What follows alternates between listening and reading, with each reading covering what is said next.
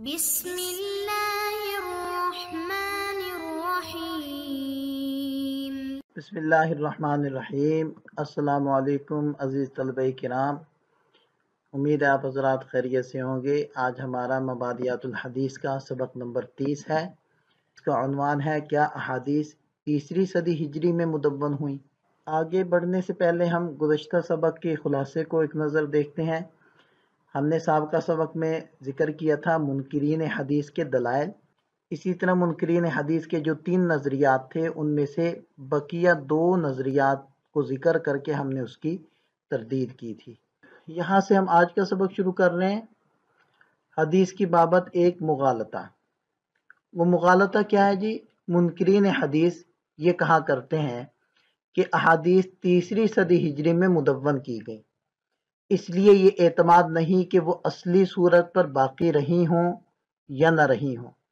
لیکن یہ مغالطہ بالکل بے بنیاد ہے، اس لیے کہ سب سے پہلے یہ دیکھنا چاہیے کہ حدیث کی حفاظت کا عہد رسالت سے لے کر اب تک کیا اہتمام ہوا۔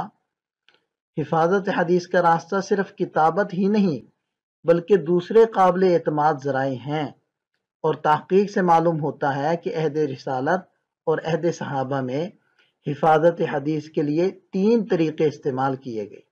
سب سے پہلا طریقہ تھا حفظ روایت۔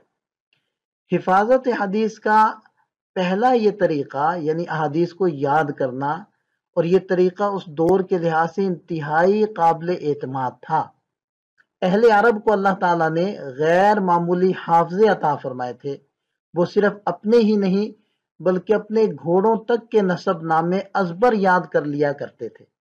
ایک ایک شخص کو ہزاروں اشعار حفظ ہوتے تھے، اور بسا اوقات کسی بات کو صرف ایک بار سن کر یا دیکھ کر پوری طرح یاد کر لیتے تھے، اور تاریخ میں اس کی بے شمار مثالیں ملتی ہیں، جن میں سے یہاں صرف 1-2 کا تذکرہ کرتے ہیں۔ اور میں پہلے بھی عرض کر چکا ہوں کہ اس عنوان پر ہم تدوین حدیث کے اندر بڑی تفصیل سے گفتگو کر چکے ہیں، تو یہاں چند باتیں نئی بھی آ رہی ہیں اور کچھ باتیں پرانی بھی دہرائی جائیں گی۔ بخاری شریف میں حضرت جعفر بن عمر الزمری بیان کرتے ہیں کہ میں ایک مرتبہ عبید اللہ بن عدی بن خیار کے ساتھ حضرت وحشی رضی اللہ عنہ سے ملنے گیا۔ عبید اللہ نے ان سے پوچھا کہ کیا آپ مجھے پہچانتے ہیں؟ تو حضرت وحشی نے فرمایا کہ میں آپ کو پہچانتا تو نہیں، البتہ اتنا یاد ہے کہ آج سے سالہ سال پہلے میں ایک دن عدی بن خیار نامی ایک شخص کے ہاں گیا تھا۔ اس دن عدی کے ہاں ایک بچہ پیدا ہوا تھا۔ میں اس بچے کو چادر میں لپیٹ کر اس کی مرضعہ کے پاس لے گیا تھا جو دودھ پلانے والی ہوتی ہے۔ بچہ کا سارا جسم ڈھکا ہوا تھا، صرف پاؤں میں نے دیکھے تھے۔ تمہارے پاؤں اس بچے کے پاؤں کے بہت مشابہ ہیں۔ اب غور کرنے کی بات ہے کہ جو قوم اتنی معمولی باتوں کو اتنے وثوق کے ساتھ یاد رکھتی ہو، وہ آن حضرت صلی اللہ علیہ وسلم کے اقوال و افعال یاد کرنے کا کتنا اہتمام کرے گی، جبکہ وہ انہیں اپنے لیے راہ نجات سمجھتے ہوں۔ خاص طور پر جبکہ نبی پاک صلی اللہ علیہ وسلم کا یہ ارشاد بھی سامنے آ چکا تھا کہ نظر اللہ عبدا سمع مقالتی فحفظها ووعاها واداها۔ چنانچہ یہ بات واضح ہے کہ صحابہ کرام نے اس کا حیرت انگیز طور پر اہتمام کیا۔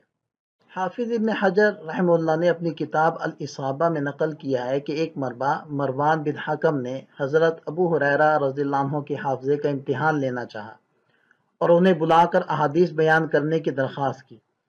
حضرت ابو ہریرہ رضی اللہ عنہ نے بہت سی احادیث سنائیں۔ ایک کاتب ان کو لکھتا رہا یہاں تک کہ حضرت ابو ہریرہ رضی اللہ عنہ تشریف لے گئے۔ عبد الملک نے اگلے سال انہیں پھر بلوایا اور ان سے کہا کہ جو احادیث آپ نے پچھلے سال لکھوائی تھیں وہی احادیث اسی ترتیب کے ساتھ سنائیے۔ حضرت ابو ہریرہ رضی اللہ عنہ نے پھر احادیث سنانی شروع کی۔ کاتب اپنی کتاب سے ان کا مقابلہ کرتا رہا، کسی جگہ ایک حرف ایک نقطے کی تبدیلی نہیں کی، اور آپ یہ دیکھیں کہ اسی ترتیب کے مطابق حضرت ابو ہریرہ رضی اللہ عنہ نے بیان کی جس ترتیب پر انہوں نے 1 سال پہلے بیان کی تھی۔ تو اس قسم کے حیرت انگیز واقعات اس بات کی واضح دلیل ہیں کہ اللہ تعالیٰ نے ان حضرات کے غیر معمولی حافظے صرف حفاظت حدیث کے لیے انہیں عطا فرمائے تھے، اور بلا شبہ ایسے حافظ حدیث کے لیے اتنے ہی قابل اعتماد ذرائع ہیں جیسے کہ کتابت۔ حفاظت حدیث کا دوسرا طریقہ جو حضرات صحابہ کرام نے اختیار کیا تھا وہ تعامل تھا، یعنی آپ صلی اللہ علیہ وسلم کے اقوال و افعال پر من و عن عمل کر کے اسے یاد کرتے تھے۔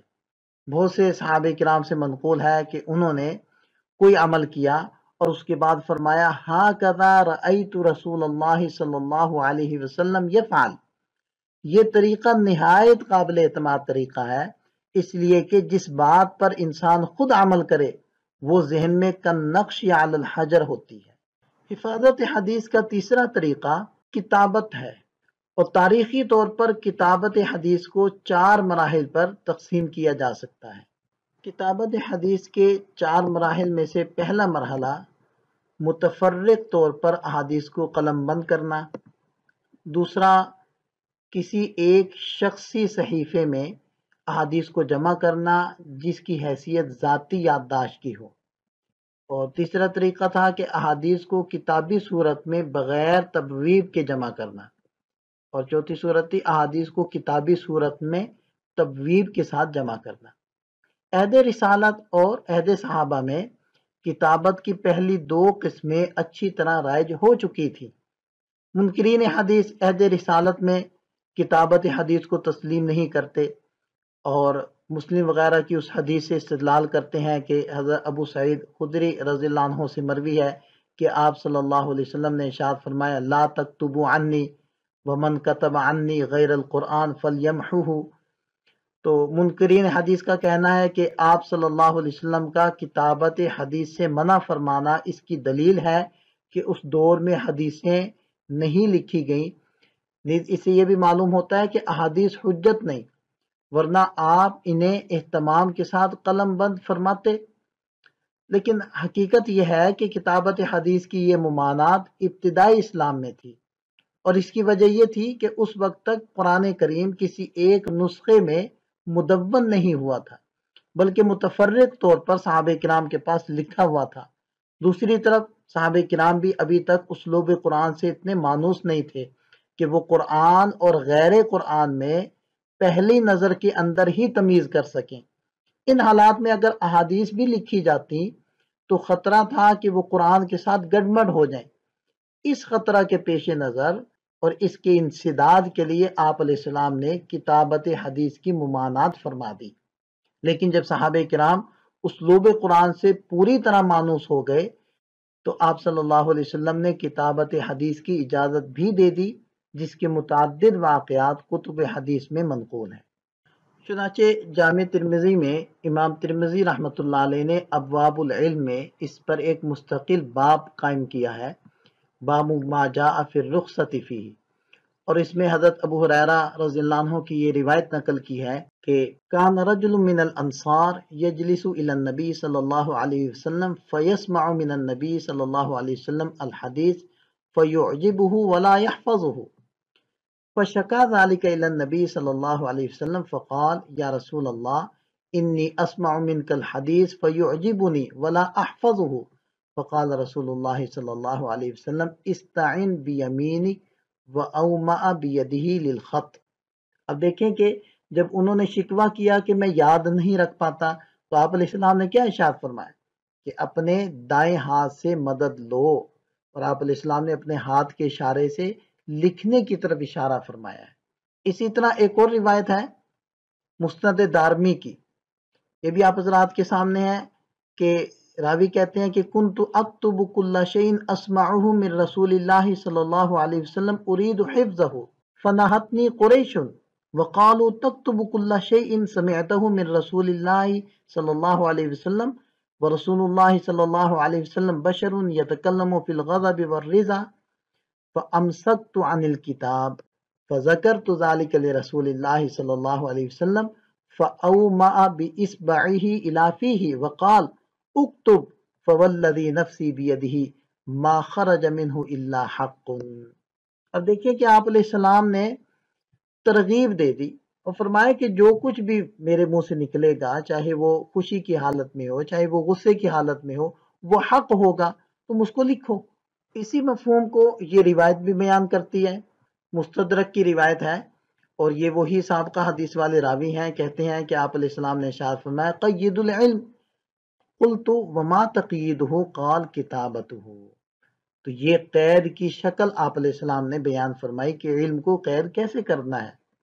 ایک اور یہاں روایت موجود ہے، عن ابی ہریرہ رضی اللہ عنہ ان النبی صلی اللہ علیہ وسلم خطب فقال ابو شاہ اکتبوا لی یا رسول اللہ، فقال رسول اللہ صلی اللہ علیہ وسلم اکتبوا لی ابی شاہ۔ اس قسم کی احادیث اس بات کی واضح دلیل ہیں کہ کتابت حدیث کی ممانعت کسی امر عارض کی بنا پر تھی، اور جب وہ عارض مرتفع ہو گیا تو اس کی اجازت بلکہ حکم دیا گیا۔ علامہ نووی رحمۃ اللہ علیہ نے منع کتابت حدیث کی ایک اور توجہ یہ ذکر کی ہے کہ مطلقاً کتابت کسی بھی زمانے میں ممنوع نہیں ہوئی، بلکہ بعض حضرات صحابہ کرام ایسا کرتے تھے کہ آیات قرآنی لکھنے کے ساتھ ساتھ حضرت صلی اللہ علیہ وسلم کی تشریح اور تفسیر بھی اسی جگہ لکھ لیا کرتے تھے۔ یہ صورت دیکھیں بڑی خطرناک تھی، کیونکہ اس سے آیات قرآنی کے ملتبس ہو جانے کا قوی اندیشہ تھا، اس لیے صرف اس صورت کی ممانعت کی گئی، قرآن سے الگ احادیث لکھنے کی کوئی ممانعت نہیں تھی۔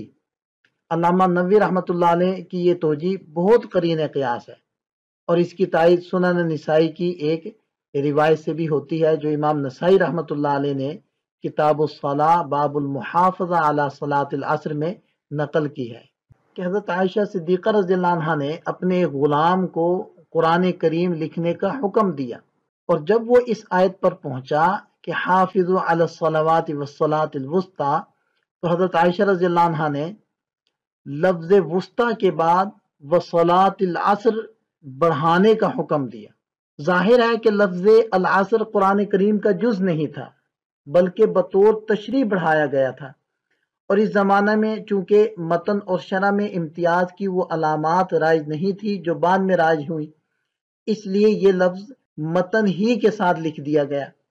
اس سے معلوم ہوتا ہے کہ دوسرے صحابہ بھی آپ صلی اللہ علیہ وسلم کے بیان فرمودہ تشریحات اسی طرح لکھ لیتے ہوں گے۔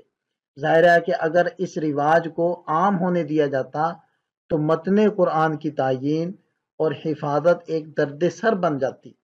در حقیقت ممانعت کتابت حدیث کے ذریعے اس عظیم خطرے کا سدباب کیا گیا تھا، لیکن قرآن کریم سے الگ احادیث لکھنے کا رواج ہر دور میں جاری رہا۔ چنانچہ صحابہ کرام کے زمانے میں حدیث کے کئی مجموعے جو ذاتی نوعیت کے تھے تیار ہو چکے تھے، اور اس کی چند مثالیں بھی ہم اگلی سلائیڈ کے اندر ذکر کرتے ہیں۔